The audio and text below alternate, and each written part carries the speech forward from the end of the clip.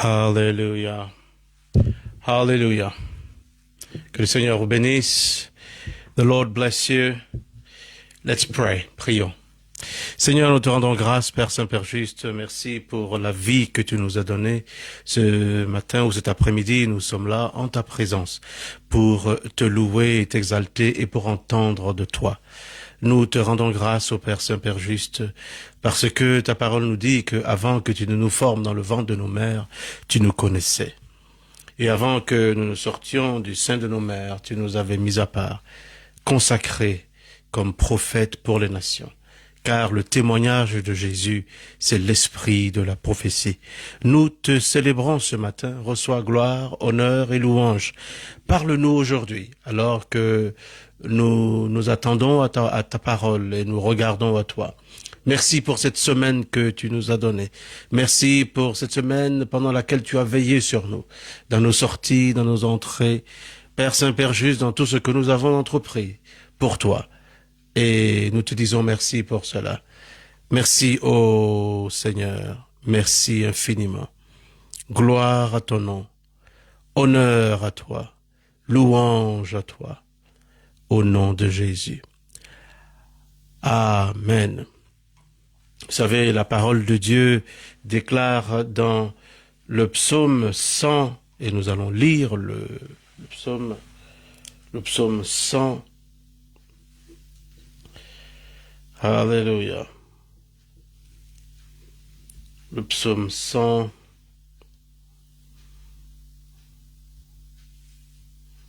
Déclare ceci. Psaume de louange. Poussez vers l'Éternel des cris de joie, vous tous, habitants de la terre. Servez l'Éternel avec joie, venez avec allégresse en sa présence. Sachez que l'Éternel est Dieu, c'est lui qui nous a fait, et nous lui appartenons. Nous sommes son peuple et le troupeau de son pâturage. Entrez dans ses portes avec des louanges, dans ses parvis avec des cantiques. Célébrez-le, bénissez son nom.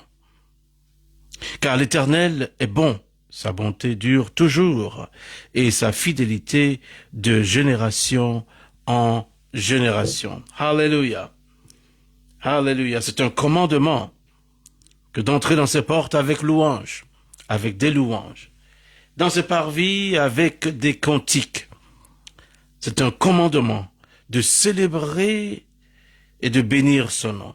Le verset 4 dit, « Entrez dans ses portes avec des louanges, dans ses parvis avec des cantiques. Célébrez-le, bénissez son nom. » Et des points d'exclamation à la fin de chaque phrase dans ce verset. Le verset 2 dit, « Servez l'Éternel avec joie, venez avec allégresse en sa présence. » Point d'exclamation. C'est un commandement. Alléluia. Regardez le verset 1 dit, « Poussez vers l'Éternel des cris de joie, vous tous, habitants de la terre. » Point d'exclamation. Commandement. Alléluia. Alléluia. C'est un commandement, c'est un privilège pour nous que d'adorer le Seigneur, de le louer et de le bénir. Aujourd'hui, nous voulons entendre la voix majestueuse de Dieu. Et pour entendre la voix majestueuse de Dieu, il faut le louer. Il faut le louer, il faut l'adorer. Il faut le louer et l'adorer. Lorsqu'il prend plaisir, alors il fait entendre sa voix majestueuse. Amen. Je voudrais lire aussi dans le livre du prophète Ésaïe au chapitre 30, concernant l'importance de la louange avant d'entendre la parole de Dieu. Alléluia. Nous allons lire à partir du verset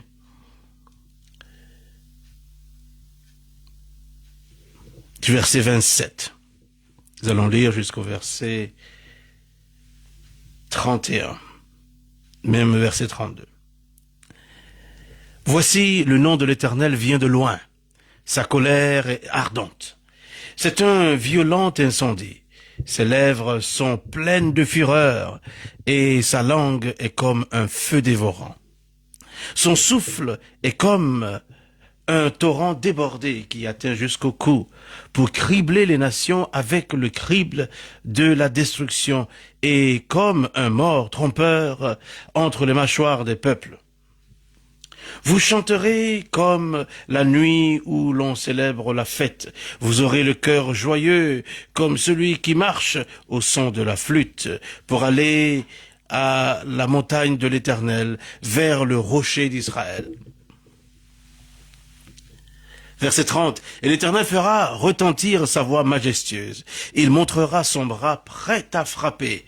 Dans l'ardeur de sa colère, au milieu de la flamme d'un feu dévorant, de l'inondation, de la tempête et des pierres de grêle.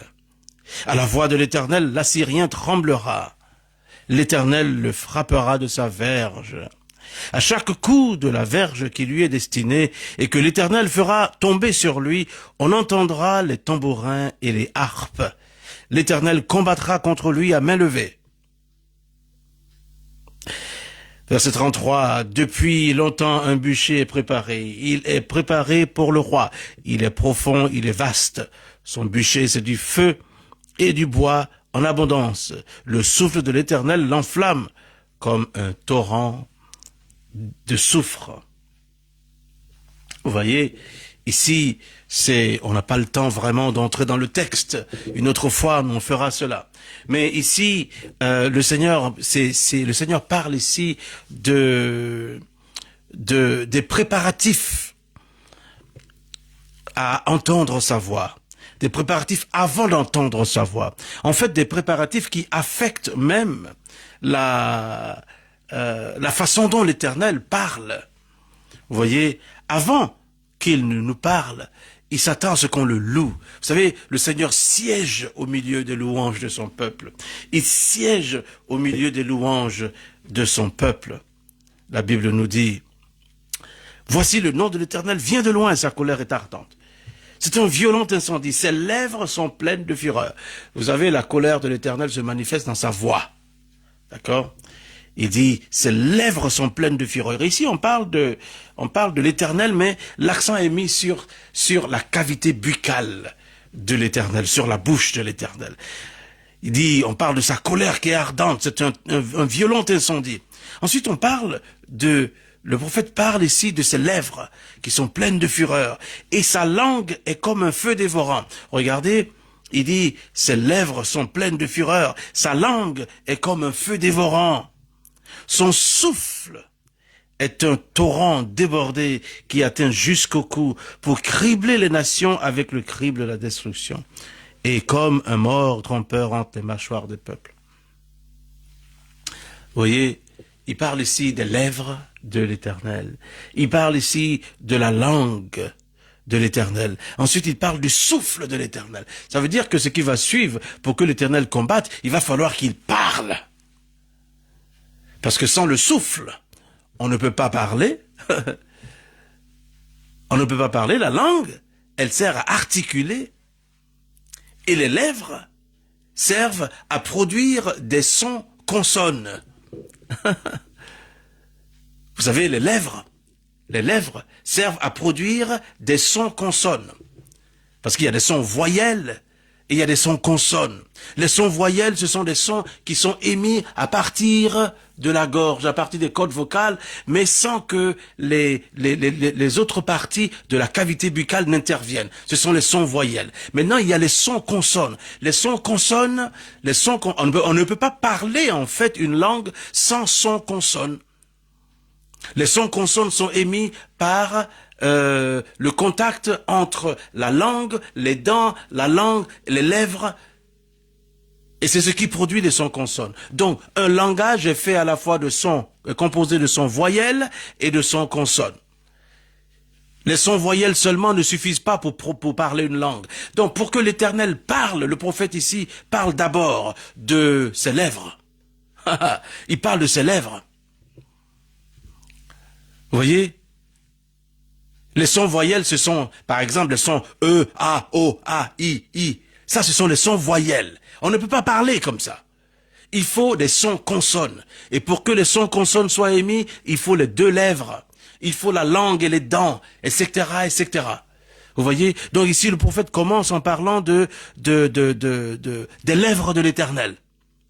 Ensuite, il parle de la langue de l'Éternel qui va articuler ce que l'Éternel va dire. Ensuite, il parle du souffle de l'Éternel.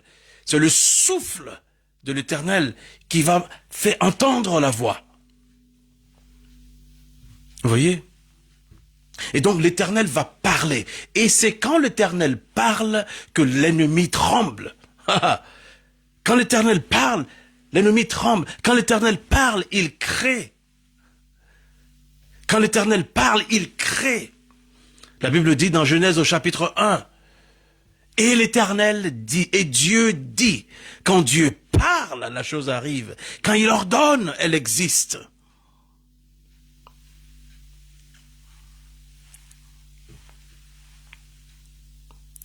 Il dit, voici, verset 27, voici le nom de l'Éternel vient de loin, sa colère est ardente, c'est un violent incendie, ses lèvres sont pleines de fureur, sa langue est comme un feu dévorant, son souffle est comme un torrent débordé qui atteint jusqu'au cou, pour cribler les nations avec le crible de la destruction, et comme un mort trompeur entre les mâchoires des peuples.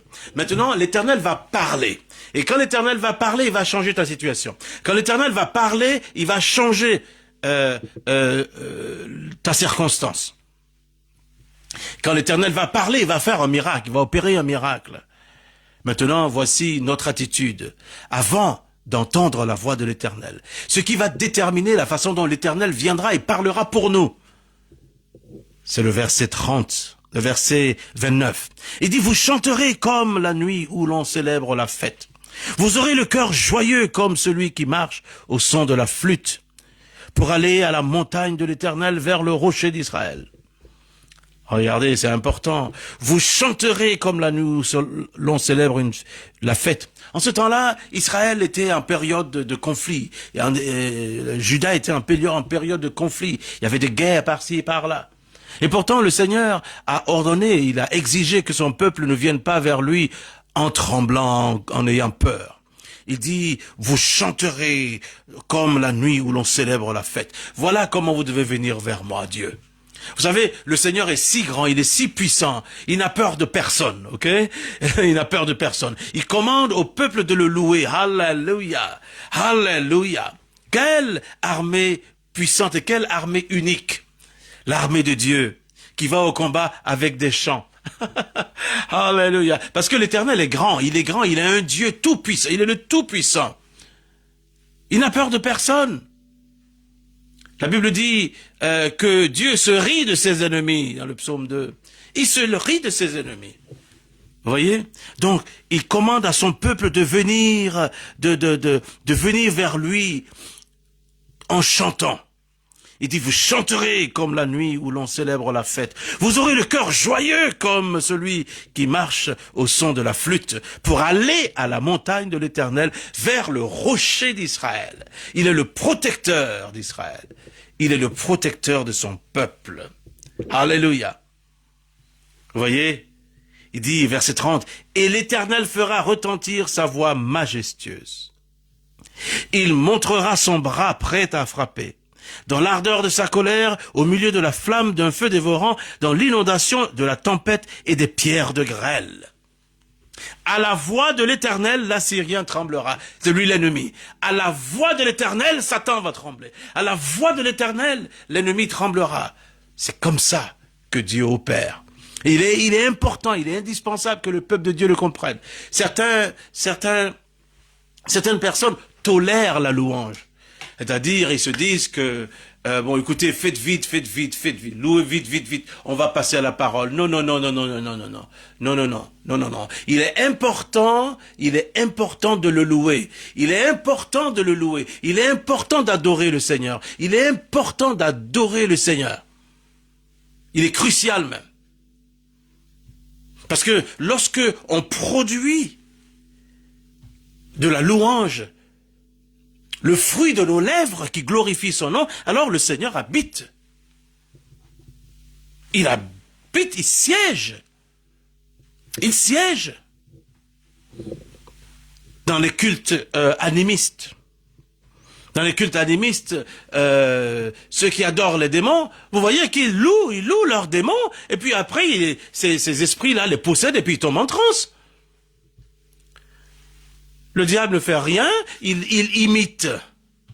Il imite. Notre Dieu est celui qu'il faut adorer. Jésus-Christ de Nazareth est celui qu'il faut adorer. Dieu le Père, Dieu le Fils et Dieu le Saint-Esprit.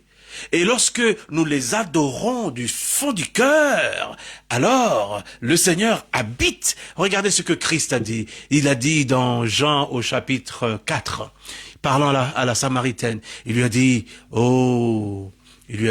l'heure vient, c'est maintenant où on adorera le Père, ni sur cette montagne, ni à Jérusalem, mais on l'adorera. Il dit que les vrais adorateurs adoreront le Père en esprit et en vérité. Il dit Dieu est esprit. Dieu est esprit. Et ceux qui l'adorent doivent l'adorer en esprit et en vérité. Car ce sont de tels adorateurs que le Père recherche. Amen. Le Père recherche les adorateurs. Tous ne sont pas des adorateurs. Le Père recherche les adorateurs, les vrais adorateurs. Regardez. Jésus dit, verset 21, femme, lui dit Jésus, crois-moi, l'heure vient où ce ne sera ni sur cette montagne, ni à Jérusalem que vous adorerez le Père. Vous adorez ce que vous ne connaissez pas. Nous adorons ce que nous connaissons, car le salut vient des Juifs. Mais l'heure vient, et elle est déjà venue, où les vrais adorateurs adoreront le Père en esprit et en vérité. Car ce sont là les adorateurs que le Père demande ou que le Père recherche. Dieu est esprit et il faut que ceux qui l'adorent en esprit et en vérité. C'est ce que nous voulons faire. Nous voulons adorer le Père en esprit et en vérité. Donc, ceux qui ne font que tolérer la louange, parce qu'ils veulent passer à autre chose, font mal. Mais il y a un temps pour louer et adorer le Seigneur. Ensuite, on laisse la place à Dieu qui va faire entendre sa voix majestueuse. Vous savez que le prédicateur peut venir avec un message tout préparé. Et dès que le peuple arrive, dès que la louange commence et que le peuple commence à adorer Dieu, Dieu voit le cœur du peuple, Dieu peut parler au prédicateur pour lui dire, non, pas ce message, donne ceci. Dis ceci à mon peuple. Alléluia. Et c'est comme ça que le Seigneur opère. C'est comme ça que le Seigneur opère. Et vous savez, la parole de Dieu dit dans le passage que nous venons de lire en Ésaïe au chapitre 30, le verset, à partir du verset 31, il dit, à la voix de l'Éternel, l'Assyrien tremblera, l'Éternel le frappera de sa verge. Verset 32, à chaque coup de la verge qui lui est destinée et que l'Éternel fera tomber sur lui, on entendra les tambourins et les harpes. L'Éternel combattra contre lui à main levée. Regardez ça, c'est très très très fort.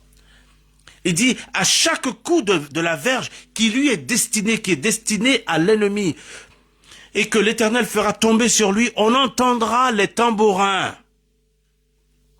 et les harpes. Vous savez que les instruments de musique que nous avons sont des armes. Lorsque nous jouons à la batterie, lorsque nous prenons les tambourins, on ne fait pas que prendre des instruments de musique. Il faut comprendre la dimension spirituelle de la chose. L'Éternel, il dit, à chaque coup qui lui est réservé, à chaque coup de la verge qui est destiné à l'ennemi, que l'Éternel fera abattre sur lui, on entendra les tambourins. On entendra les sons de musique. Vous savez, il y a plusieurs années, j'ai enseigné cela à un jeune batteur. Il jouait dans un groupe de louanges. Il jouait à la batterie. Et je lui ai dit, jeune homme, écoute, je vais t'enseigner une vérité. Quand tu as la batterie que tu joue du fond de ton cœur, joue pleinement, comme adorant Dieu, parce que pendant que tu tapes à la batterie, tu es en train de combattre. Le Seigneur utilise à chaque coup de verge qui est destiné à l'ennemi. On entendra les sons de ton instrument. Oh oui. La musique vient de Dieu. Le diable n'a fait qu'imiter et pervertir. Mais il y a un son qui vient du ciel, toujours. Il y a un son qui vient du ciel. Il est pur, il est saint, comme il y a une voix qui vient du ciel. Il y a une voix, il y a plusieurs voix, mais il y a la voix de Dieu qui parle. Il y a la voix de Dieu qui adore. David jouait de son instrument et le démon quittait le roi Saül.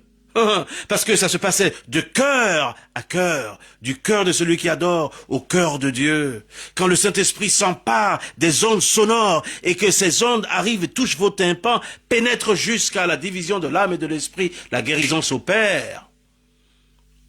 Et lorsque j'ai enseigné cela à ce jeune homme, plusieurs années après, peut-être 5 ans ou 6 ans après, il avait quitté, sa mère avait déménagé de Londres pour aller à New York, aux États-Unis. Et un jour qu'il était revenu à Londres, en Angleterre, il était devenu il avait grandi maintenant, il était devenu un grand monsieur. Et il m'a appelé de côté, il m'a dit, « Pasteur, j'ai une confession à vous faire. » Je dis, « Ah oui ?» Il m'a dit, il y a plusieurs années, vous m'avez enseigné une vérité.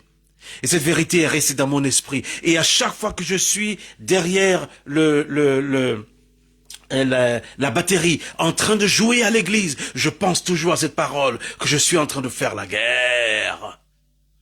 Pour Dieu.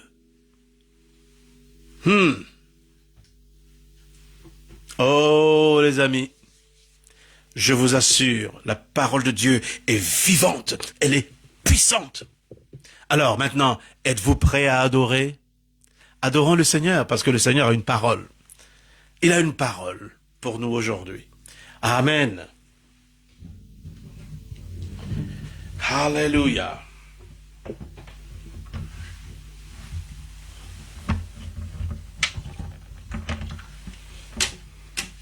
Adorons le Seigneur.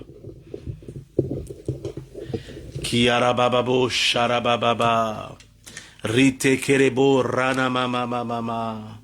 Rebebebebebe rabababa. Rite kasokorobano masanto kaba. Et si vous nous suivez en ce moment, et que vous êtes à la maison par exemple, ou que vous soyez dans une chambre d'hôtel, ou que vous soyez, ne soyez pas juste des téléspectateurs. Soyez des adorateurs. Parce que le Saint-Esprit, là où vous êtes, le Saint-Esprit va se manifester dans vos vies. Car il n'y a pas de distance en prière. Partout où Dieu est invoqué, où le Christ est invoqué, sa présence est là. Son esprit est là pour opérer des miracles là où vous êtes en ce moment, pendant qu'on adore Dieu. Hallelujah. Oh, hallelujah.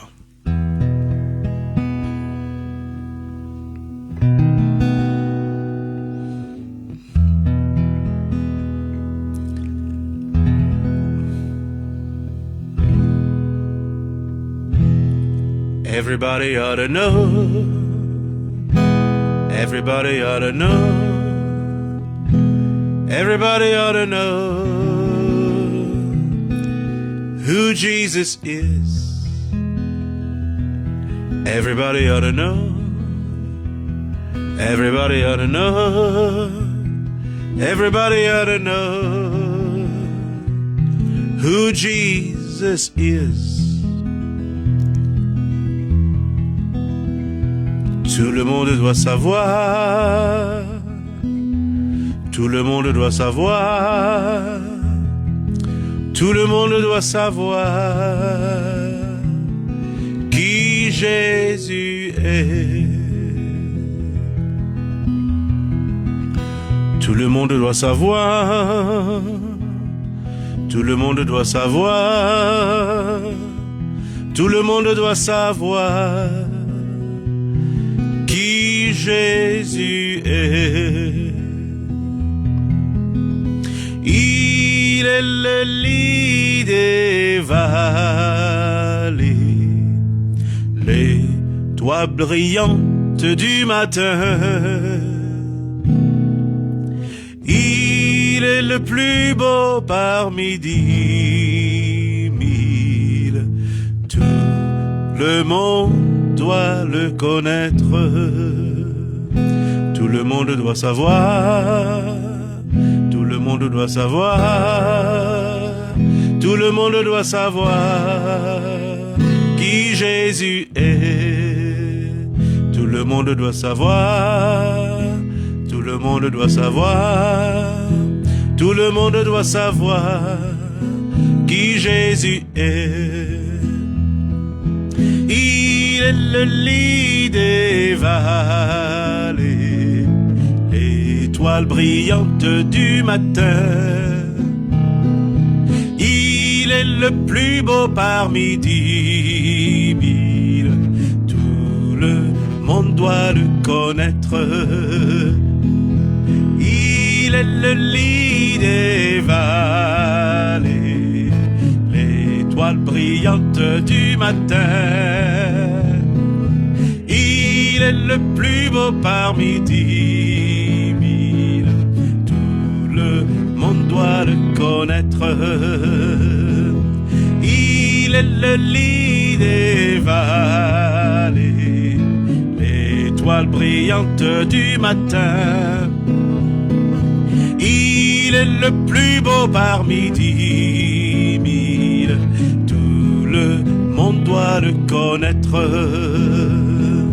Tout le monde doit le connaître. Everybody ought to know. Everybody ought to know. Everybody ought to know who Jesus is. Everybody ought to know. Everybody ought to know. Everybody ought to know who Jesus is.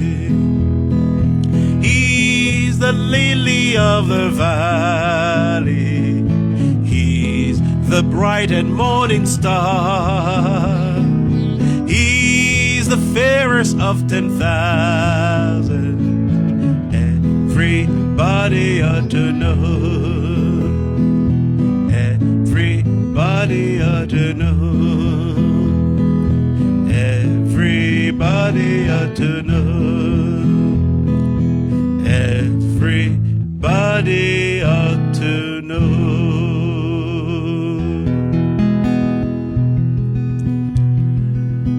Alléluia. Seigneur, tout le monde doit te connaître parce que tu appartiens au monde entier. Tout le monde doit te connaître. Tout le monde. Tous les garçons, toutes les filles. Tous les hommes et toutes les femmes. Toutes les nations doivent te connaître pour leur propre bien. Alléluia.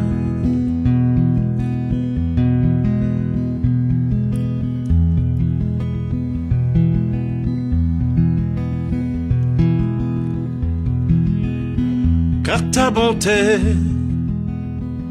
vaut mieux que la vie. Car ta bonté vaut mieux que la vie. Mes lèvres célèbrent tes louanges. Car ta bonté vaut mieux que la vie. Car ta bonté vaut mieux que la vie. Car ta bonté vaut mieux que la vie. Mes lèvres célèbrent tes louanges. Car ta bonté vaut mieux que la vie. Si vous connaissez la chanson, mais chantez avec moi. Alléluia. Si vous connaissez la chanson, ne soyez pas des téléspectateurs. Chantez et adorez le Seigneur là où vous êtes. La louange, c'est pour votre propre bien. Quand vous l'adorez, sa présence se manifeste dans votre vie et dans vos circonstances. Car ta bonté vaut mieux que la vie, car ta bonté, Seigneur, vaut mieux que la vie. Mes lèvres célèbrent tes louanges, car ta bonté vaut mieux que la vie. Car ta bonté vaut mieux que la vie, car ta bonté vaut mieux que la vie. Mes lèvres célèbrent tes louanges, car ta bonté vaut mieux que la vie. J'annoncerai ton nom à mes frères, j'annoncerai ton nom à mes frères, et je leur dirai que tu es bon, car ta bonté vaut mieux que la vie.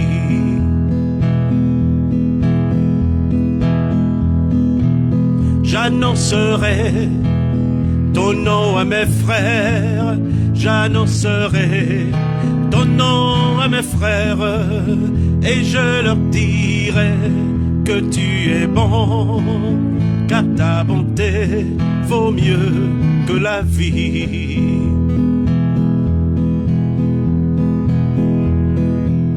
Je lèverai mes mains en ton nom, je lèverai mes mains en ton nom, je te bénirai toute ma vie, car ta bonté vaut mieux que la vie. Je lèverai mes mains en ton nom, je lèverai mes mains en ton nom, je te bénirai toute ma vie, car ta bonté vaut mieux que la vie.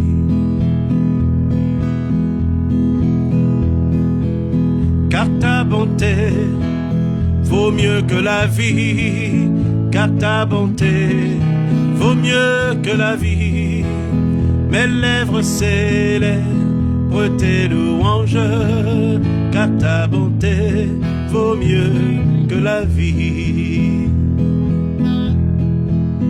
Car ta bonté vaut mieux que la vie.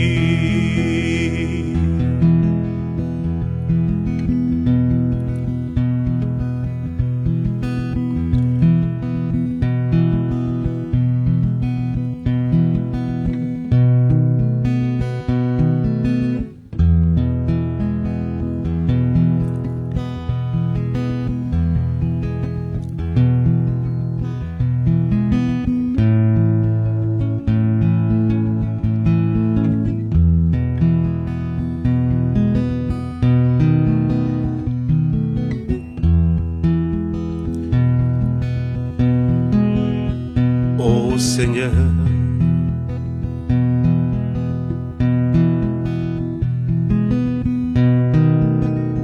Iye baba borianda dodobo sandaba barayanda ba.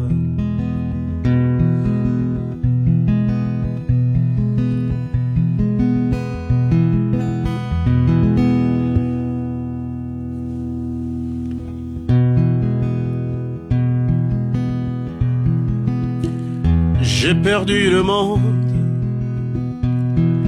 et le monde m'a perdu. J'ai eu paix et pardon au calvaire. Tous mes doutes et tristesses furent changés en joie et allégresse. Quand j'ai perdu le monde et que le monde m'a perdu. C'est une proclamation. Oh, j'ai perdu le monde et le monde m'a perdu. J'ai eu paix et pardon au calvaire. Tous mes doutes et tristesses furent changés en joie et allégresse, quand j'ai perdu le monde et que le monde m'a perdu. Oh, I lost the world and the world lost me. I found peace and pardon at Calvary. All my doubts and sadness have been turned to joy and gladness, since I lost the world and the world lost me. Oh, I lost the world and the world lost me. I found peace and pardon at Calvary. All my doubt and sadness have been turned to joy and gladness, since I lost the world and the world lost me. J'ai perdu le monde et le monde m'a perdu. J'ai eu paix, pardon au calvaire.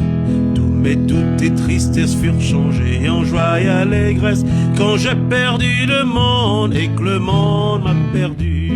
Oh, j'ai perdu le monde et le monde m'a perdu.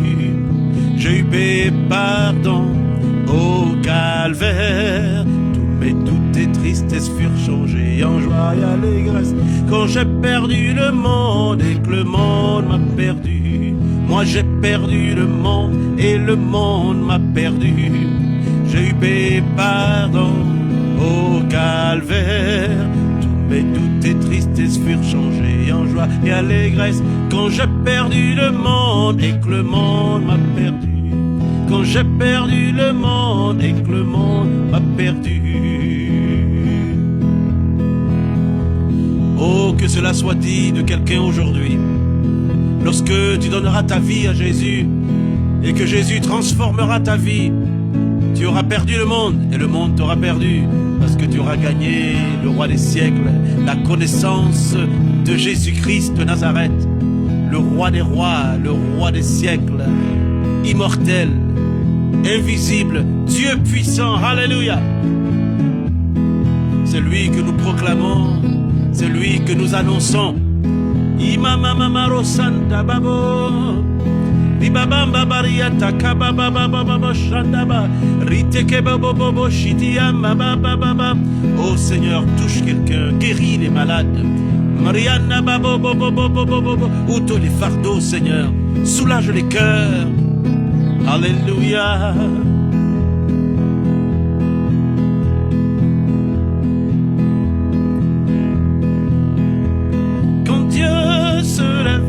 Ses ennemis se dispersent, quand Dieu se lève, ses ennemis se dispersent, quand Dieu se lève, ses ennemis se dispersent, quand Dieu se lève, quand Dieu se lève, ses ennemis se dispersent, quand Dieu se lève, ses ennemis se dispersent, quand Dieu se lève, ses ennemis se dispersent, quand Dieu se lève,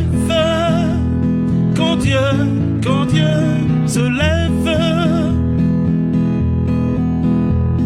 Oh, lève-toi, Seigneur, que tes ennemis se dispersent, que tes ennemis se dispersent dans la vie de quelqu'un. Alléluia.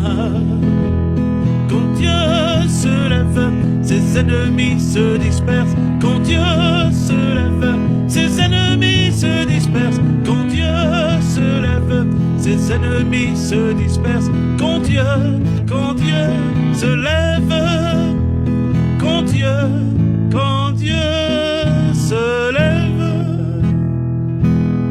Alléluia. Vous savez, adorer Dieu, c'est l'adorer en esprit et en vérité. Si vous arrivez à chanter dans la gamme, c'est tant mieux. Mais vous voyez, quand vous l'adorez en esprit et en vérité, tout le reste importe peu. Il siège au milieu des louanges. Il siège au milieu des louanges de son peuple. Alléluia.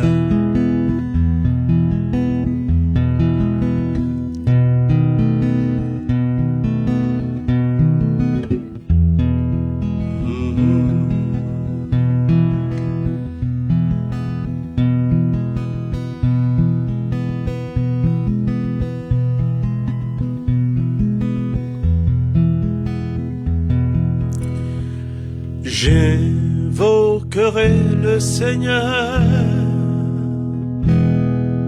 car il est digne de louange, et je serai sauvé de mes ennemis.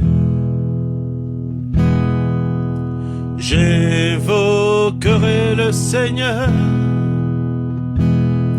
car il est digne de louange, et je serai sauvé de mes ennemis.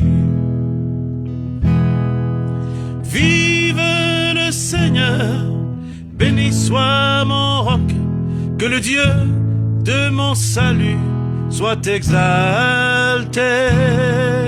Vive le Seigneur, loué, béni soit mon roc, que le Dieu de mon salut soit exalté. J'invoquerai le Seigneur, car il est digne de louange, et je serai sauvé de mes ennemis. Vive le Seigneur, loué, béni soit mon roc, que le Dieu de mon salut soit exalté. Vive le Seigneur, loué, béni soit mon roc, que le Dieu de mon salut soit exalté. J'invoquerai le Seigneur, car il est digne de louange, et je serai sauvé de mes ennemis. Vive le Seigneur Jésus, béni soit mon roc, que le Dieu de mon salut soit exalté. Vive le Seigneur, loué, béni soit mon roc, que le Dieu de mon salut soit exalté.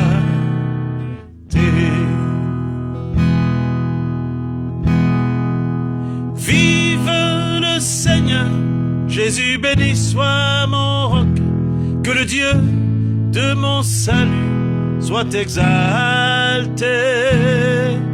Vive le Seigneur, loué, béni soit mon roc, que le Dieu de mon salut soit exalté,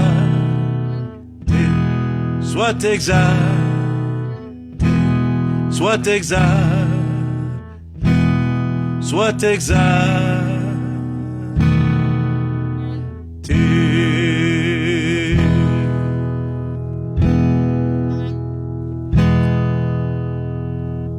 Seigneur, nous avons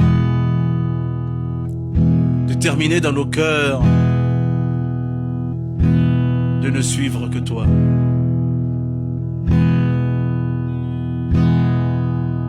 Nous avons décidé de ne suivre que toi.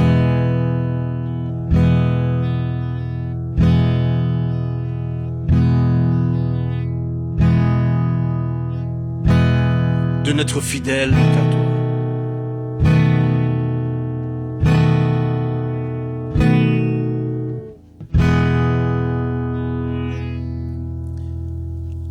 I have decided to follow Jesus. I have decided to follow Jesus. I have decided to follow Jesus. No turning back, no turning back. I have decided to follow Jesus. I have decided to follow Jesus. I have decided to follow Jesus. No turning back, no turning back, no turning back, no turning back. Moi j'ai décidé de suivre Jésus.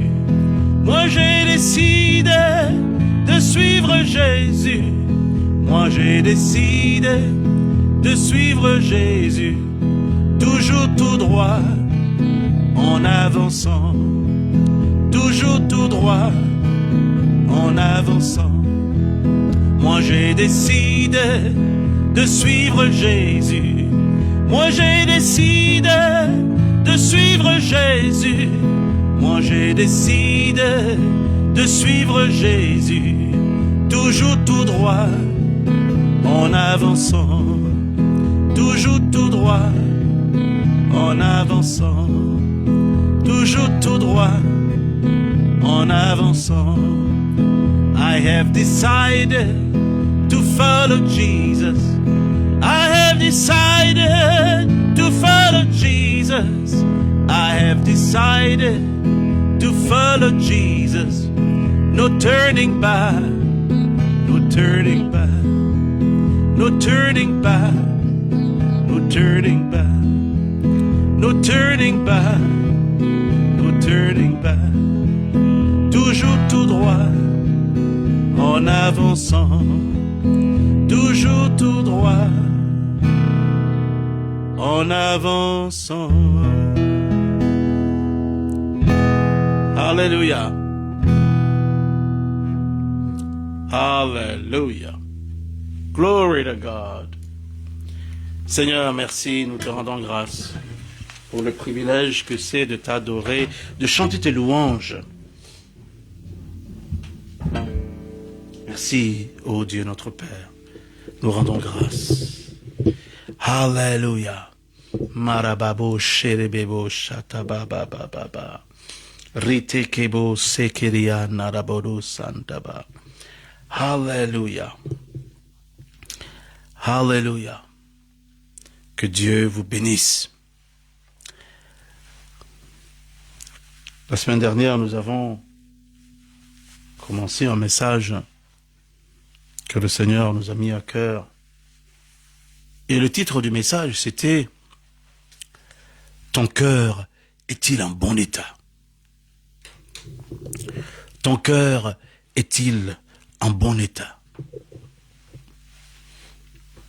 Ton cœur est-il en bon état? Dis à quelqu'un, ton cœur est-il en bon état? Vous savez que le cœur, l'organe en tout cas, dans le corps humain est central. Tout comme le cerveau est important. Oh là là, important, le terme est faible. Le cœur est également vital puisque c'est lui qui pompe le sang dans le corps. C'est lui qui purifie le sang. Lorsque le sang a fini de parcourir toutes les parties du corps, le sang est chargé des impuretés. Il vient au niveau du cœur. Le cœur purifie le sang. Et puis, il le pompe encore dans le corps humain. Le cœur, l'organe physique est important. De la même façon, le cœur de l'homme, le cœur spirituel qui est le siège, il est le siège de tous nos sentiments. Le cœur humain, le cœur spirituel est le siège de nos sentiments, de nos désirs, de nos émotions. Ce cœur-là, de nos pensées. Ce cœur, le cœur spirituel que Dieu seul connaît, que Dieu seul peut purifier par sa parole. Ce cœur est important. La parole de Dieu nous commande dans Proverbes au chapitre 4.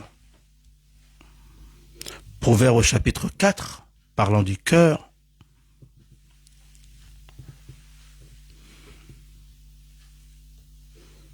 Proverbe 4, nous allons lire le verset 23. Garde ton cœur plus que toute autre chose, car de lui viennent les sources de la vie. Les sources de la vie proviennent du cœur. Le Seigneur Jésus-Christ a dit également, parlant du cœur, il dit que c'est de l'abondance du cœur que la bouche parle. Les paroles même qui sortent de nos bouches viennent du cœur. Les paroles viennent du cœur.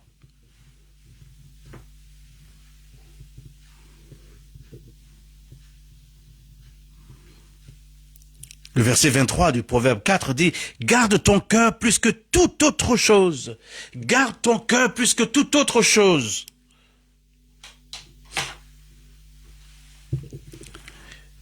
Est-ce qu'on le fait?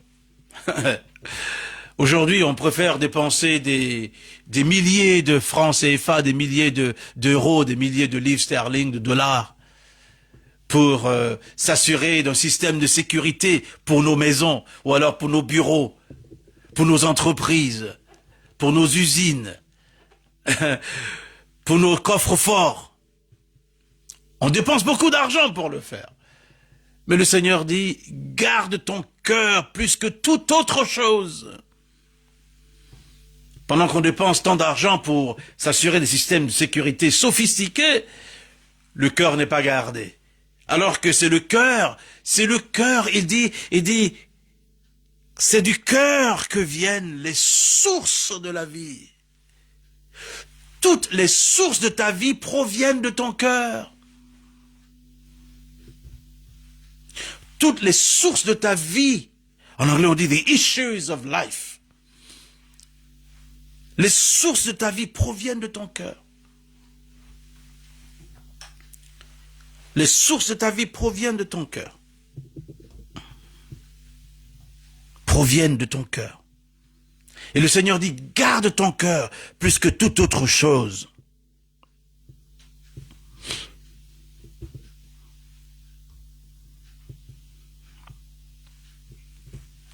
Les sources de ta vie.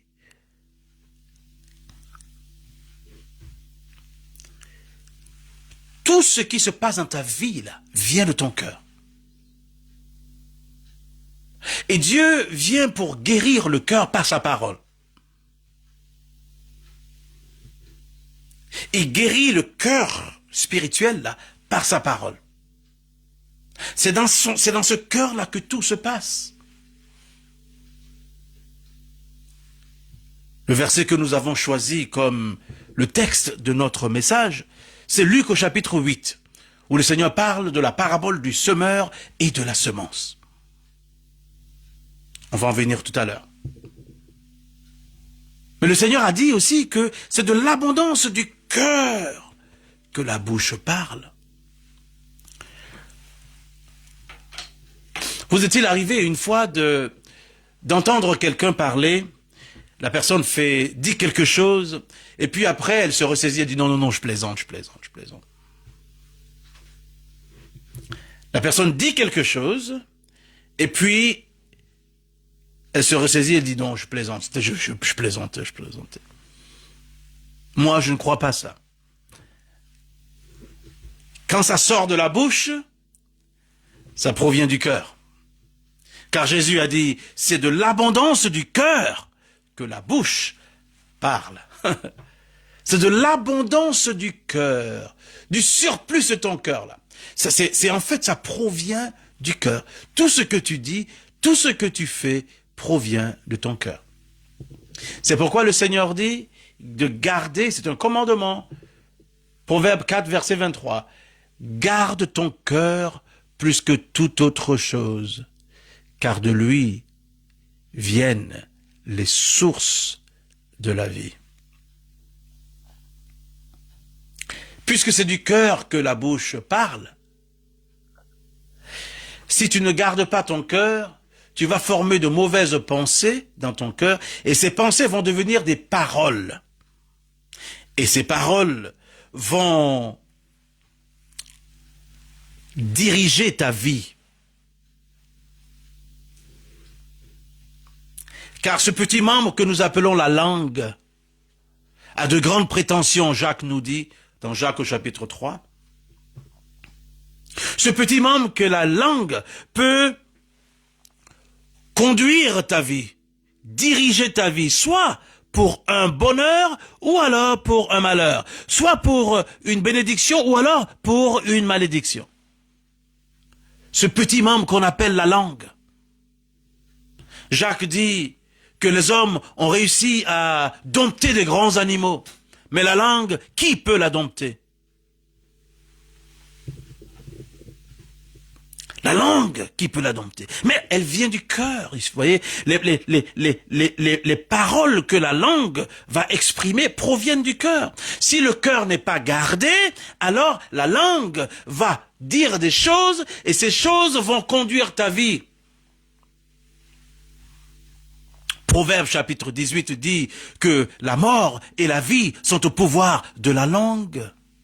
La mort et la vie sont au pouvoir de la langue. Moi, je pensais que la mort était au pouvoir du fusil. Non, non, non. La mort et la vie sont au pouvoir de la langue, la parole de Dieu nous dit. Celui qui l'aime en mangera les fruits. Celui qui l'aime en mangera les fruits. Si tu aimes la vie et que tu prononces la vie, tu vas manger les fruits de la vie. Si tu aimes la mort et le mal, et que tu prononces la mort et le mal, tu obtiendras les fruits de la mort et du mal.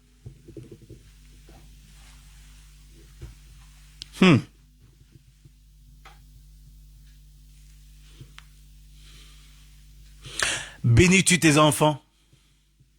Ou alors tu dis de n'importe quoi sur la vie de tes enfants.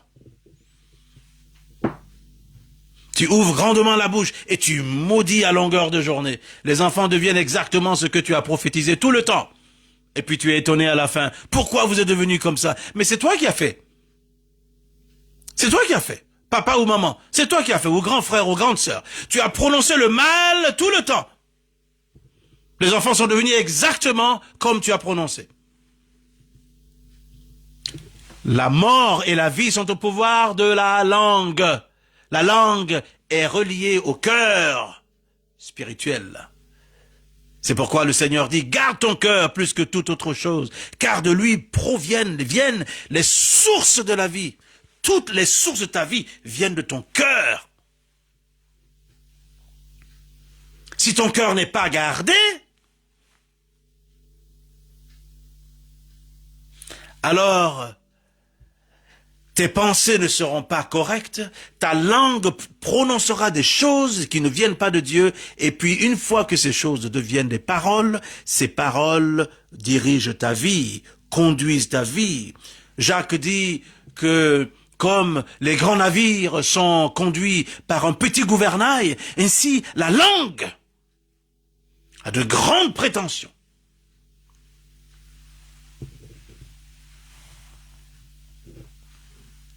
Seigneur, guéris mon cœur pour que mes pensées soient correctes. Guéris mon cœur pour que ma langue dise des bénédictions au lieu de maudire.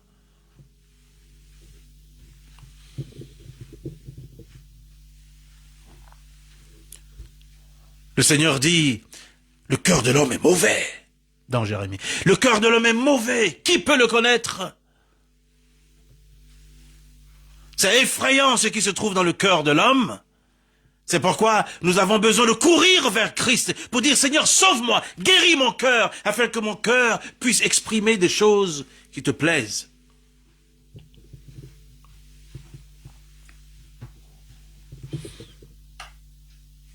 L'apôtre Paul dit, c'est honteux même, ce qu'ils font en secret.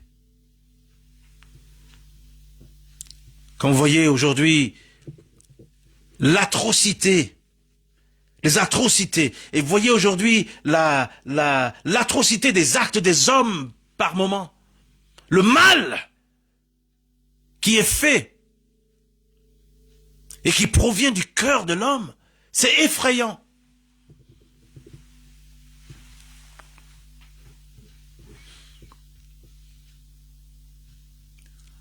C'est pourquoi le Seigneur commande à toutes les nations de se repentir et de venir à Christ.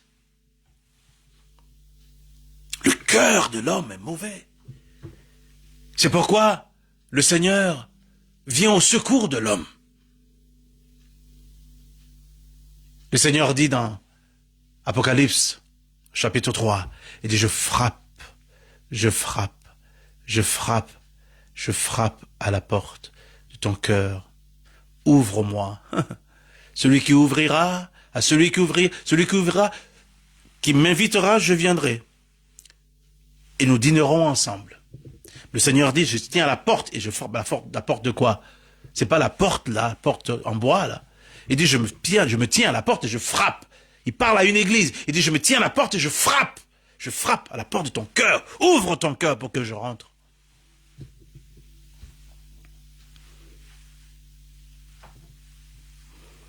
Il parle à une église comme s'il parlait au monde, à ceux qui sont même pas convertis.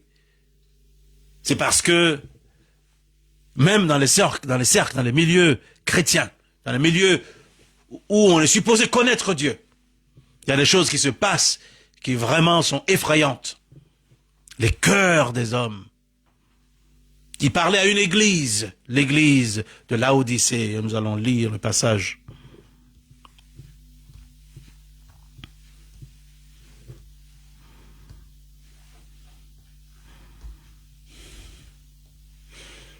Allons dans Apocalypse.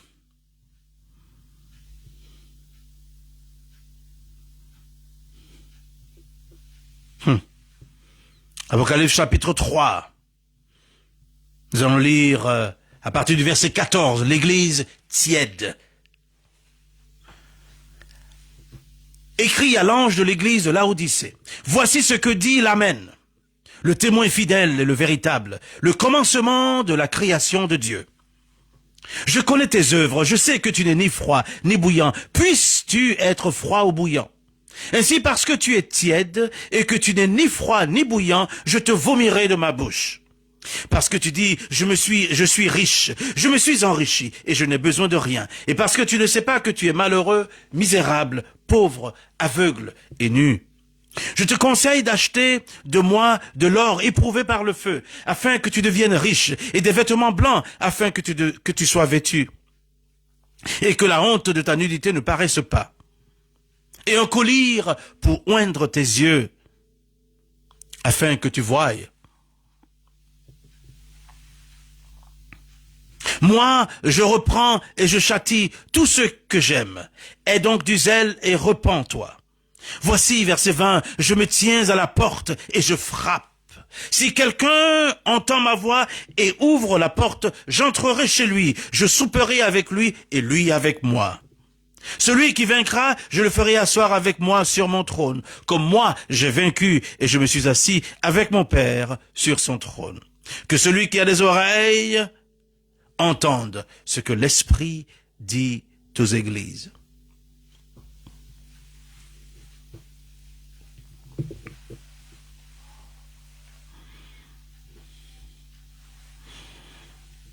Mais je veux dire quelque chose par rapport au verset 18.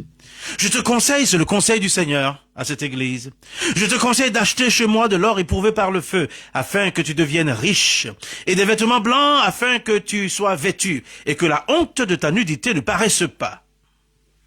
Et un collier pour oindre tes yeux, afin que tu voies.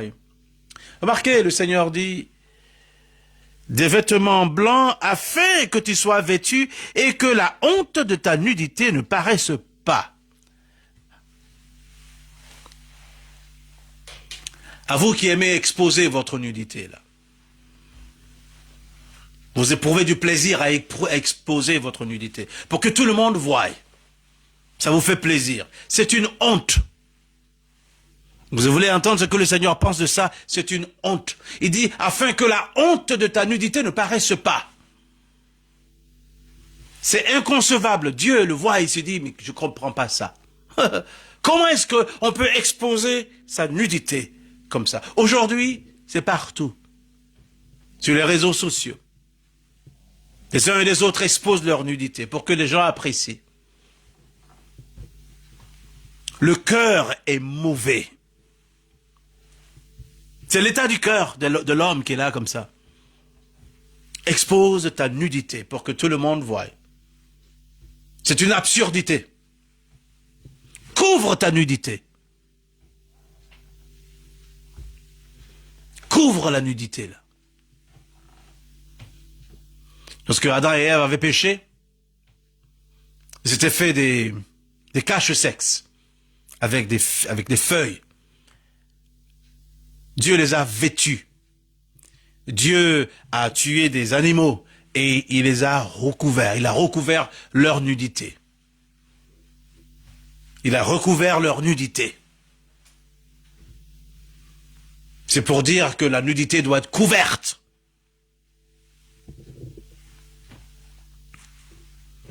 Couverte. Tu peux l'exposer dans ta chambre. Oui, d'accord, c'est ta chambre. C'est ton intimité. Mais pas dans un lieu public. Que la honte de ta nudité ne paraisse pas. C'est ce que Dieu pense. Quoi qu'il parle ici d'une nudité spirituelle, mais ça inclut également la nudité physique.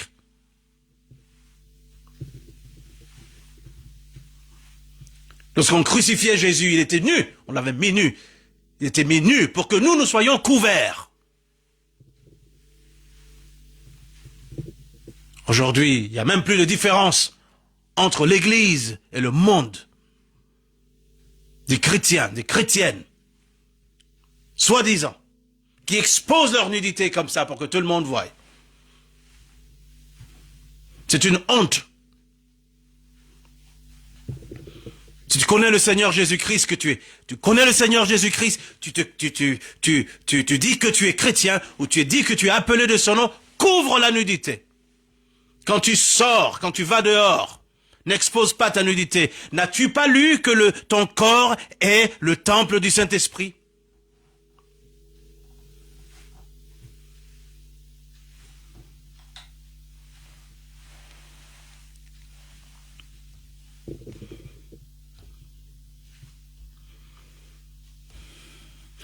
Un Corinthiens chapitre 6.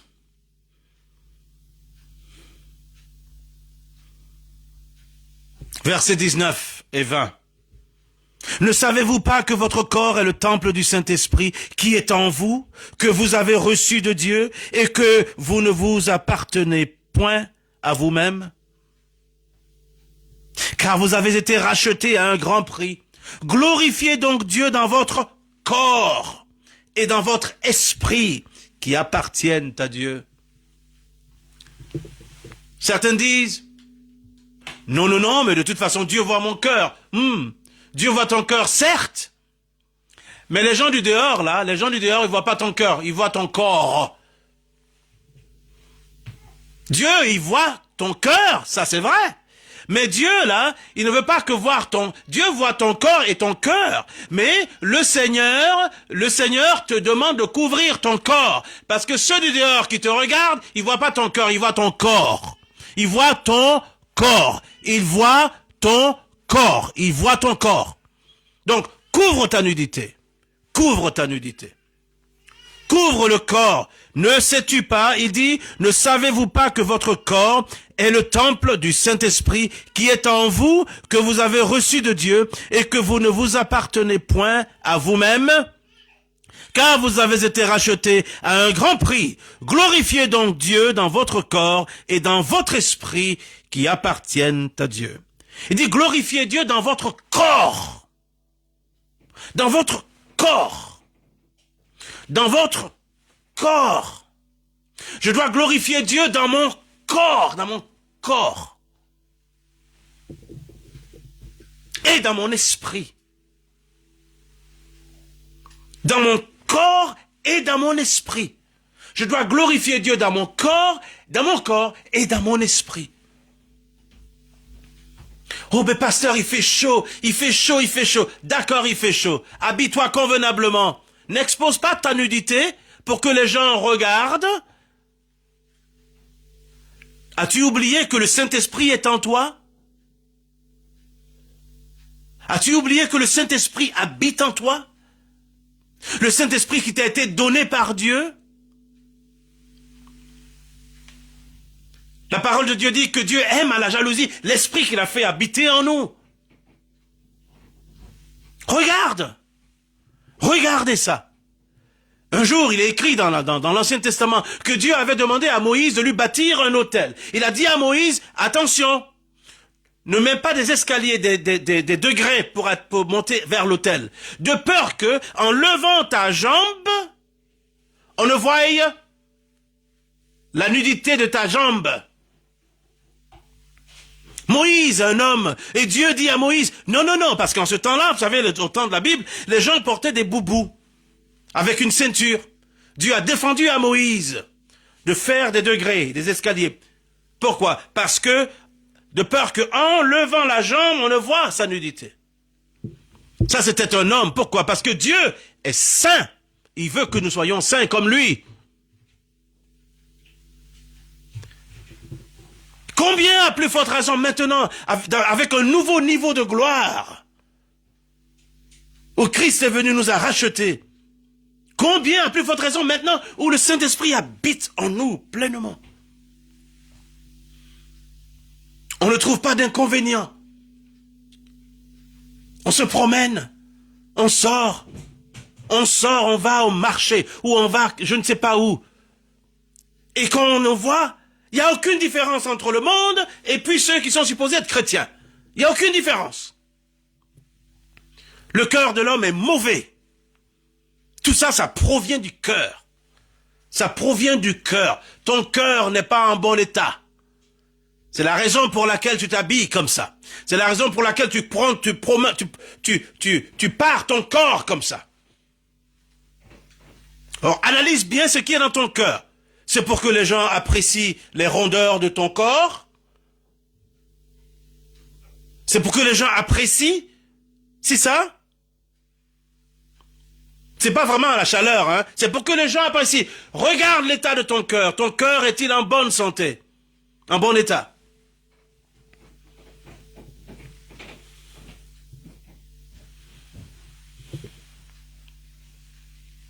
Ne savez-vous pas? Regardez, c'est une question rhétorique. Ne savez-vous pas que votre corps est le temple du Saint-Esprit qui est en vous, que vous avez reçu de Dieu et que vous ne vous appartenez point à vous-même?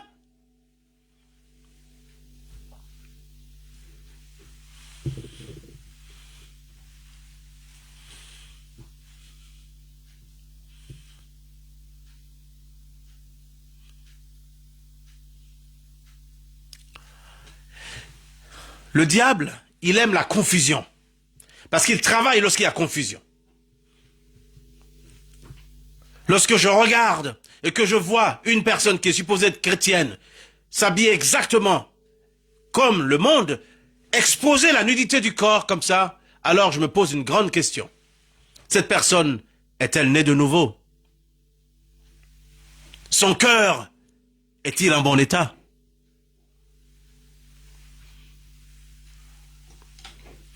Le Seigneur dit dans Proverbes au chapitre 4, verset 23, « Garde ton cœur plus que toute autre chose, car c'est du cœur que viennent les sources de la vie. » Les sources de la vie. C'est la responsabilité de chacun dans la maison de Dieu de garder son cœur. De dire à Dieu, « Seigneur, viens, habite mon cœur. » Prends résidence dans mon cœur. Dans mon cœur. Dans mon cœur. Parce que tes pensées, là, viennent de ton cœur. Hein. Ça vient de ton cœur. Il dit que le cœur spirituel de l'homme est la source, est le centre des sources de la vie. Et maintenant, ça nous conduit à Luc chapitre 8, où le Seigneur donne une parabole. La parabole du semeur de la semence. Vous voyez, quand vous lisez la parole de Dieu, pas seulement en la lisant, mais en l'étudiant, vous comprenez. C'est la parabole du semeur et de la semence. Et le Seigneur explique que la semence, c'est la parole. C'est la parole de Dieu. Il dit, c'est la parole du royaume. C'est la parole du royaume. Cette parole du royaume qui est annoncée, que je vous annonce en ce moment, que le Christ a annoncé, que le Saint-Esprit annonce.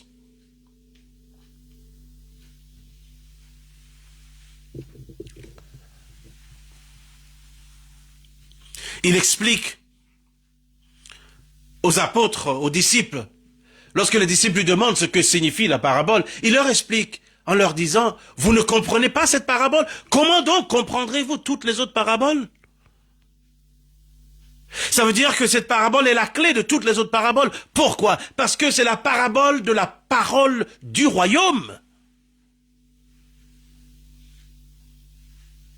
Et quand vous lisez la parabole du semeur de la semence, vous découvrez que le centre de la parabole, c'est les différents types de réceptivité de la parole. Les différents types de cœur, les différents types de réceptivité de la parole. Ceux qui reçoivent la parole sur la semence sur la terre ferme. Ce sont ceux qui entendent la parole et qui ne la comprennent pas.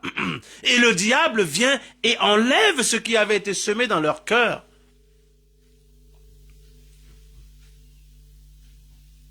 Dans leur cœur. Puisqu'ils n'ont pas compris, la précieuse parole de Dieu est là comme ça. Elle est là.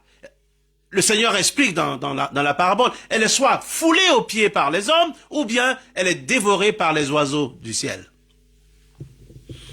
Et le Seigneur explique que le malin, qui est le diable, il vient et il enlève du cœur, qui n'a pas compris la parole, il enlève cette parole-là. Et donc, ce sont ceux qui, même dans l'église, entendent la parole, ne la comprennent pas. Ou bien ils sont distraits. Et vous vous demandez par moment, mais attends, ce frère ou cette sœur, ça fait combien d'années? Ça fait une vingtaine d'années qu'ils connaissent le Seigneur. Mais il n'y a pas de changement dans leur vie. Qu'est-ce qui se passe? Pourquoi? C'est parce que ils comprennent pas la parole. Ils ne comprennent pas la parole. Quand vous analysez leur vie, ils ne comprennent pas la parole. Ils n'ont pas le temps. Ils ont le temps pour toute chose. Ils ont le temps ils ont le temps pour toute autre chose. Aujourd'hui, avec l'âge de l'Internet, nous sommes à l'ère de l'Internet, hein, vous savez, du digital, de l'audiovisuel. Ces gens-là passent des journées entières à regarder Facebook, à regarder les YouTube, à regarder toutes ces autres plateformes, ces réseaux sociaux. Tout le temps. Vous direz même peut-être qu'ils le font au travail. Mais même s'ils ne le font pas au travail, mais à chaque pause, ils sont sur le téléphone pour regarder. Ou même pendant qu'ils travaillent, ils ont l'œil là-dessus. Mais ils n'ont pas le temps pour la parole de Dieu. Ou alors ils lisent la parole de Dieu en 2 minutes et puis c'est terminé. Ils pensent comprendre, ils pensent connaître le Seigneur dans une lecture de 2 minutes. Alors que vous passez 20 combien d'heures à regarder les réseaux sociaux. À écouter toutes sortes de choses, toutes sortes d'histoires sur les réseaux sociaux. Pas le temps pour la parole. Le diable vient et puis la parole occasionnelle que vous avez lue là, il vient et puis il l'enlève carrément. Il n'y a pas de, vous ne portez pas de fruit. Vous ne portez pas de fruit parce que vous n'avez pas compris la parole, vous n'avez pas accordé du temps à la parole n'a pas pu travailler dans votre vie.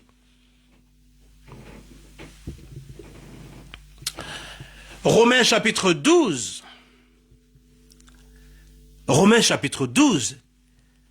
à partir du verset 1, le Saint-Esprit, par l'apôtre Paul, plaide avec nous les hommes, avec ceux qui ont une fois connu le Christ. Et regardez ce qu'il dit. Je vous exhorte, verset 1, donc frères, par les compassions de Dieu. Regardez, il dit, je vous exhorte, frères, par les compassions de Dieu. Il est en train de supplier les frères à présenter, à offrir vos corps comme un sacrifice vivant, saint, agréable à Dieu. Ce qui sera de votre part un culte raisonnable. Pourquoi est-ce qu'il supplie comme ça? C'est parce que les frères ne faisaient pas ça.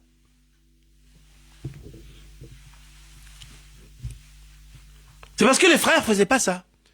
Il écrit aux Romains. En ce temps-là, Rome était vraiment était le centre de la haute civilisation, en quelque sorte. Et donc là-bas, vraiment, c'est comme aujourd'hui, dans le monde, aujourd'hui. Partout où vous allez aujourd'hui, bon, voilà, c'est la haute civilisation, en quelque sorte. Où tout est permis, aujourd'hui. Tout est permis. Regardez, les réseaux sociaux sont pleins de cela. Le sexe et le sexe encore. La perversion encore. C'est tout ça. Et il supplie les frères. Je vous exhorte donc, frères, par les compassions de Dieu, à offrir vos corps comme un sacrifice vivant. Un sacrifice, par nature, un sacrifice est mort. Quand on offre un sacrifice, l'animal est tué. L'animal ne vit plus. C'est un sacrifice. Mais il dit, offrez vos corps comme un sacrifice vivant, parce que vous êtes vivant. Offrez-vous à Dieu comme un sacrifice. Offrez-vous à Dieu. Que ce qui éveillait en vous des choses, des passions inacceptables,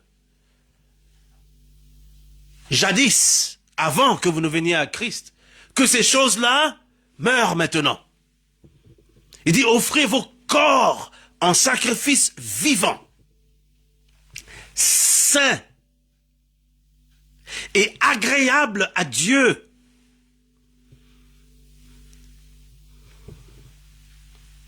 Ce qui sera de votre part un culte raisonnable. Parce que Christ lui-même a offert sa vie pour vous et moi. Donc c'est raisonnable que nous aussi, nous offrions nos corps à Dieu en sacrifice vivant. Verset 2. Ne vous conformez pas au siècle présent. Ne vous conformez pas. Ne vous conformez pas. Ne vous conformez pas. Le C-O-N là, ok, ça veut dire avec. Ok?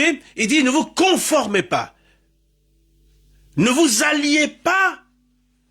Ne vous comportez pas selon la pratique du monde. Il dit ne vous conformez pas au siècle présent, mais soyez transformés. Transformés. Le préfixe trans veut dire à travers. Il dit ne vous conformez pas, c'est-à-dire vous faites comme le monde ou le siècle présent. Il dit soyez transformés. Soyez transformés. Ne vous conformez pas, mais soyez transformés. Métamorphosés. Soyez transformés par le renouvellement de l'intelligence, le renouvellement de l'intelligence. Que votre intelligence soit renouvelée. Par quoi? Par la parole de Dieu. C'est la parole de Dieu qui est le moyen que Dieu a donné pour un renouvellement de l'intelligence.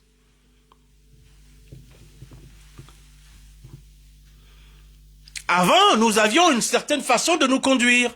Mais maintenant, en Christ, avec la parole du royaume, nous apprenons à nous comporter comme des citoyens du royaume. Mais sans parole, nous ne pouvons pas être transformés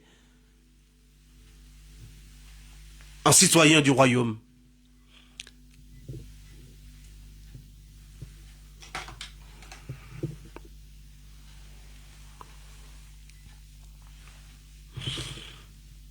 Il dit, afin que vous discerniez quelle est la volonté de Dieu, ce qui est bon, agréable et parfait. C'est seulement la parole de Dieu qui peut faire ça.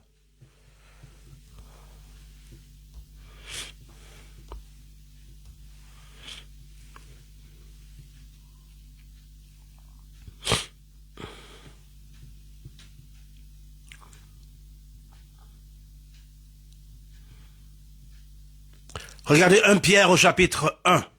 Verset 22, à partir du verset 22. « Ayant purifié vos âmes en obéissant à la vérité pour avoir un amour fraternel sincère, aimez-vous ardemment les uns les autres de tout votre cœur. Puisque vous avez été régénérés, regardez, vous avez été régénérés non par une semence corruptible, mais par une semence incorruptible, par la parole vivante et permanente de Dieu. Nous avons été régénérés, pas par quelque chose qui périt, mais par une semence incorruptible, par une semence qui ne périt pas, qui ne se détruit pas, par une semence incorruptible, la parole vivante et permanente de Dieu. La parole de Dieu est vivante, elle est permanente. Lorsque nous permettons à cette parole de travailler dans nos vies, oh, l'œuvre est définitive, l'œuvre est éternelle.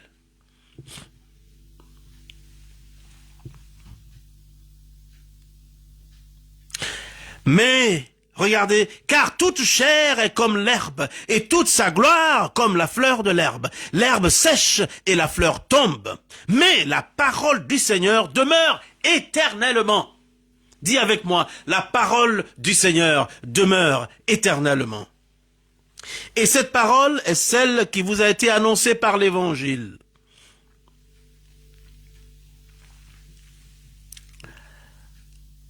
Rejetant donc chapitre 2, verset 1, rejetant donc toute malice et toute ruse, la dissimulation, l'envie et toute médisance, désirez comme des enfants nouveau-nés le lait spirituel et pur, afin que par lui vous croissiez pour le salut, si vous avez goûté que le Seigneur est bon.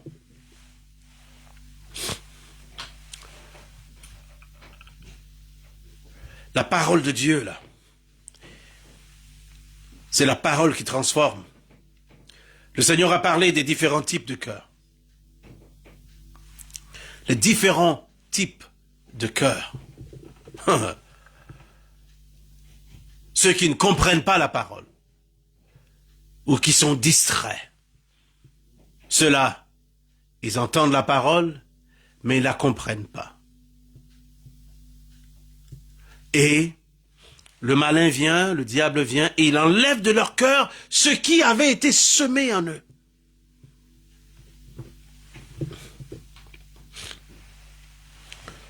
Nous allons lire Luc au chapitre 8, nous allons lire ce verset-là, Luc au chapitre 8.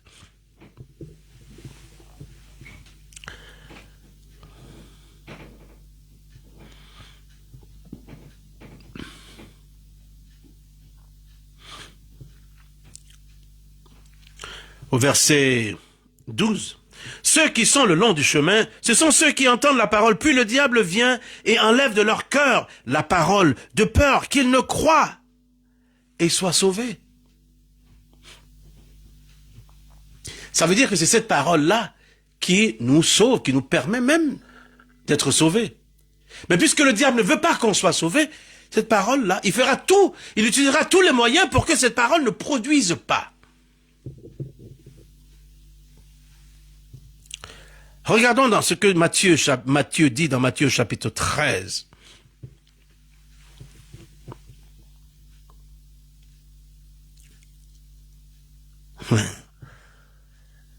Oh.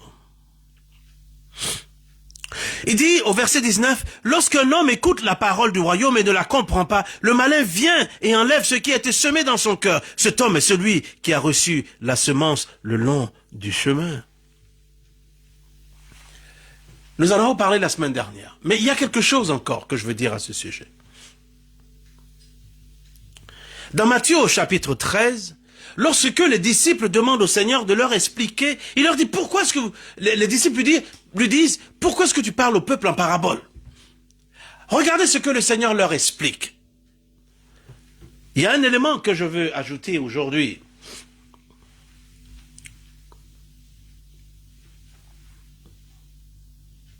Verset 10 de Matthieu 13. Les disciples s'approchèrent et lui dirent, pourquoi leur parles-tu en parabole?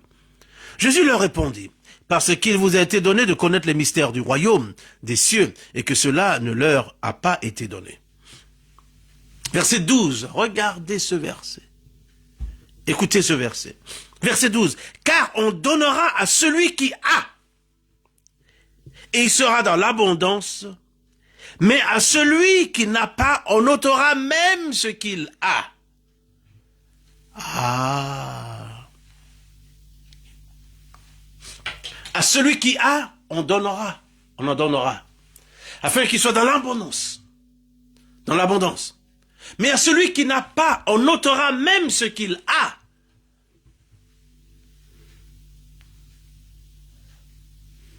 Vous voyez le danger? Lorsque tu ne comprends pas la parole, là, on doit te l'enlever. Lorsque tu ne comprends pas la parole, que la parole est là, comme ça, là, non utilisée, le malin vient et puis il l'enlève. Parce que celui qui n'a pas, on ôtera même ce qu'il a.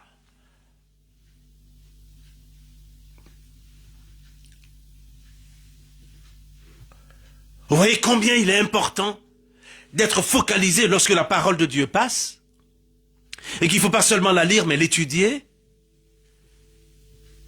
Beaucoup vont à l'église. Beaucoup vont à l'église. Et on devient tellement familier à la parole qui est annoncée le dimanche par le pasteur ou bien le leader spirituel qu'on ne prête même plus attention. Très souvent, pendant que la parole passe, vous regardez les yeux des uns et des autres, le sommeil qui les prend. Le sommeil. Même en ce moment, peut-être que pendant que je parle, il y en a qui dorment. Oh là là. Pourquoi est-ce qu'ils durent comme ça? Ils dorment. C'est ça. Parce qu'il ne veut pas que la parole, le diable ne veut pas que la parole porte du fruit. Donc vous savez quoi? Après avoir loué le Seigneur, adoré le Seigneur à l'église, après avoir fait tout ce qu'on doit faire au culte, il y a une partie qui est super importante. La partie la plus importante, c'est lorsque Dieu va parler au peuple maintenant.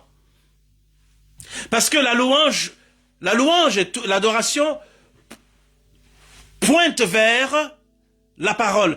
La louange et l'adoration, ok, sont des signes qui indiquent vers la parole. Tout ce que nous faisons à l'église. Je vous ai lu Ésaïe 30, à l'entrée. C'est pour entendre la voix majestueuse de Dieu. Et donc, vous voyez que c'est absurde que tout ce qu'on a fait à l'église pour entendre la voix majestueuse, et quand Dieu commence à parler, on dort, il y a contradiction.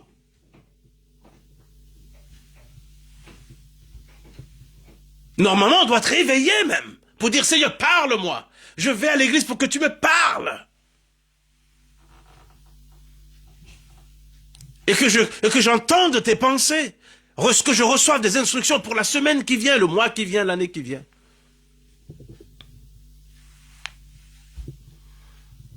Parce que on donnera à celui qui a. C'est le Christ qui dit ça. On donnera à celui qui a. Et à celui qui n'a pas, on ôtera même ce qu'il a. Ça veut dire que quand vous comprenez la parole, regardez, Celui qui va à l'église, tout assidu, il est à l'église. Lorsque la parole vient, il n'est pas distrait. Il écoute la parole, il prend des notes. Celui-là comprend la parole. Et puis vous savez quoi? Comme il a compris la parole, Dieu est content de cela, Dieu lui donne encore davantage. Cette personne-là est bénie, doublement bénie, parce que plus elle accepte la parole de Dieu, plus elle analyse son cœur avec un cœur honnête et bon, plus Dieu lui donne encore, et encore. Mais celui qui n'accorde pas d'importance à la parole, on note même ce qu'il a, afin qu'il ne possède rien du tout. C'est la raison pour laquelle des gens sont à l'église depuis combien d'années, ne portent pas de fruits. Il n'y a aucun changement. Il n'y a aucun changement. Il n'y a aucun changement. Apprenant toujours et ne parvenant jamais à la connaissance de la vérité.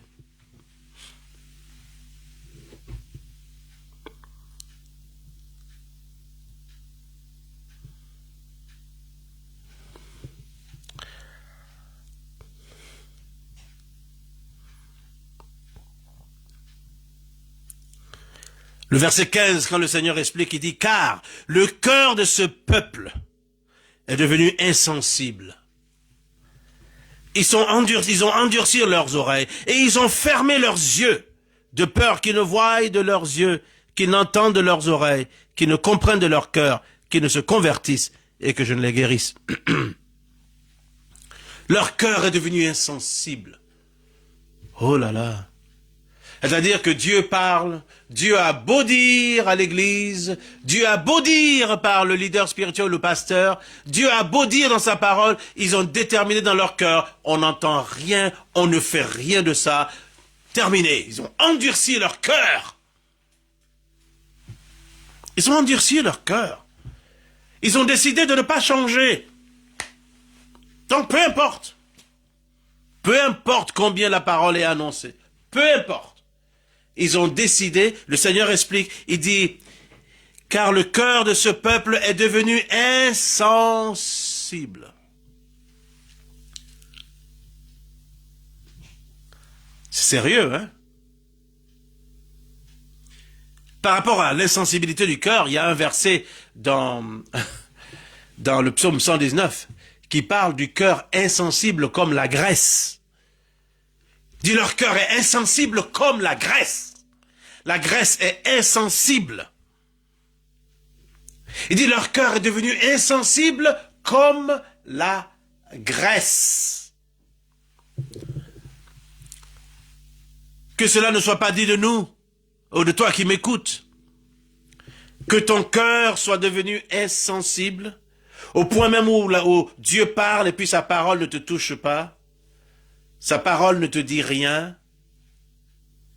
Mon frère ou ma sœur, si tu es dans ce cas, il faut courir à Dieu. Il faut courir à Dieu. Il faut courir à Dieu. Il faut courir à Dieu.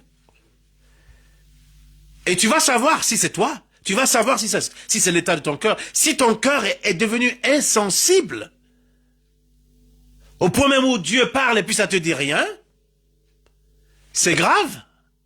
Faut courir à Dieu.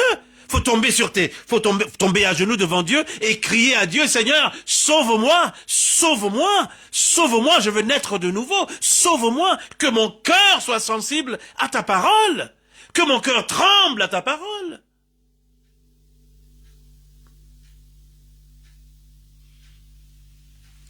Parce que quand Dieu remarque qu'il y a une opposition dans ton cœur à sa parole, alors Dieu peut décider de ne même plus te parler.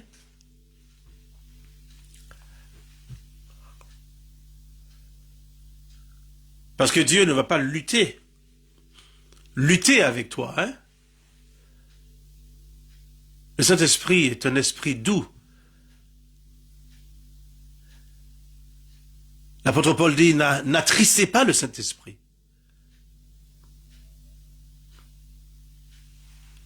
Dieu ne va pas continuellement lutter avec nous. Hein? Dieu nous parle et puis nous devons nous-mêmes décider de nous soumettre à lui.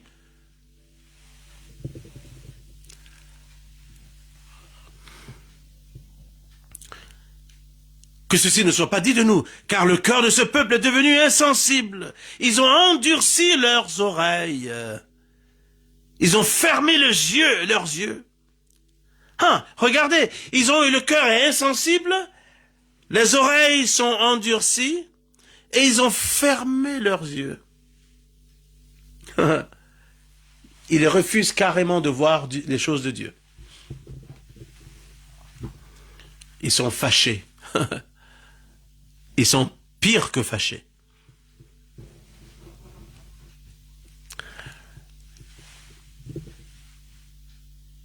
Si vous entendez ma voix aujourd'hui, soyons zélés et repentons-nous. Le cœur, le Seigneur commande que nous gardions le cœur plus que toute autre chose.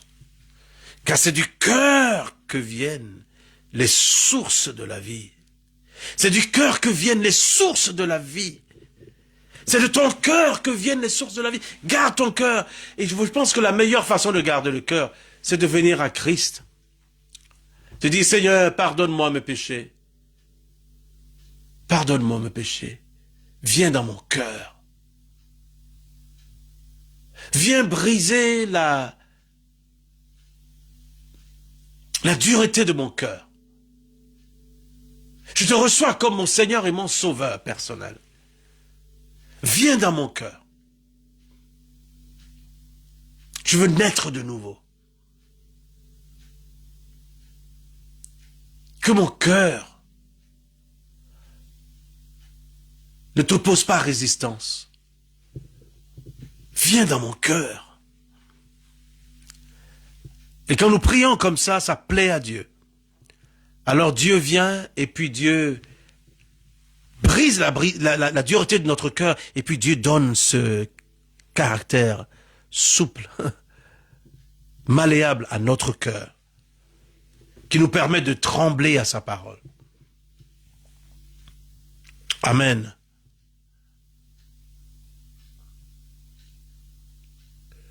Ceux qui ont porté du fruit au centuple, ils ont entendu la parole dans un cœur honnête.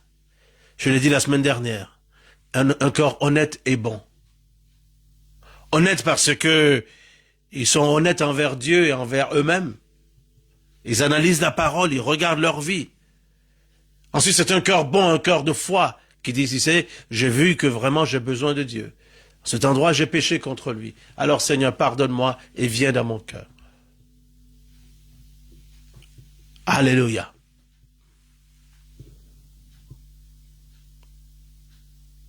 Alléluia. Gloire à Dieu. Nous allons voir aussi après cette deuxième partie de cœur, ce deuxième type de cœur, où la semence est tombée parmi les cailloux, les pierres, sur le roc.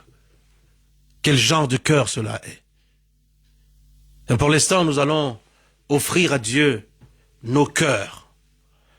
Nous allons offrir à Dieu nos cœurs.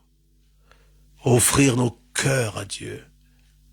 Et demander que le Seigneur nous accorde sa grâce.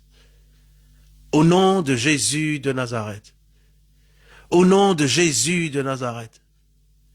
Seigneur notre Dieu, nous te prions en ce moment, au nom de Jésus. Toi qui nous sondes et qui nous connais, nous sommes là devant toi. Pardonne-nous nos péchés. Que nos cœurs ne soient pas durs. Pardonne-nous. Et viens par la puissance de ta grâce et brise cette dureté de cœur. Cette insensibilité de cœur. Délivre-nous de cela. Au nom de Jésus de Nazareth. Nous voulons trembler à ta parole. Nous voulons porter du fruit. Que notre cœur soit honnête et bon. Un cœur plein de foi. Qui tremble à ta parole, qui court avec ta parole. Et qui garde ta parole. Nous te le demandons dans le nom de Jésus. Et nous rendons grâce.